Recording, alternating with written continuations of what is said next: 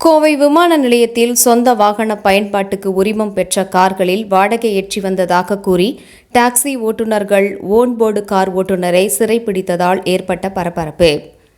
கோவை விமான நிலையத்திற்கு தினமும் ஆயிரக்கணக்கான வாகனங்கள் பயணிகளை ஏற்றி செல்லவும் பயணிகளை இறக்கிவிடவும் வந்து செல்கின்றது.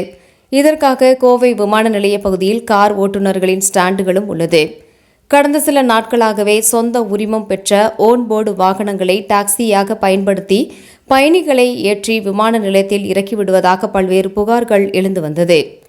இந்த நிலையில் நேற்று டாக்ஸி ஓட்டுநர்கள் கோவை விமான நிலையத்திற்கு வந்த ஒரு வாகனத்தை சோதனை செய்தபோது அவர் டாக்ஸி ஓட்டுநர்கள் பயன்படுத்தும் தனியார் நிறுவனமான ஓலோ, உபர், ராபிட்டா போன்ற செயலிகளை தனது செல்போனில் பதிவிறக்கம் செய்து அதன் மூலமாக தனது ஓன்போர்டு கார்களில் வருவாய் ஈட்டி வந்தது கண்டுபிடிக்கப்பட்டது.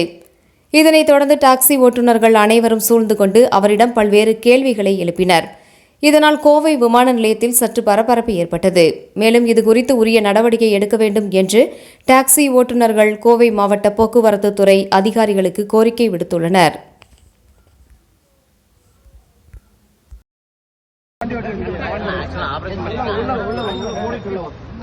இங்க போடுங்க, அதெல்லாம் பேசாதீங்க தலைவரா, அதெல்லாம் பேசுங்க.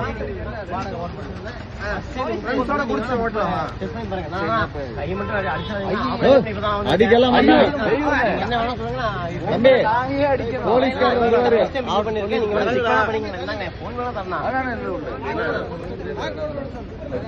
100 கடிங்க.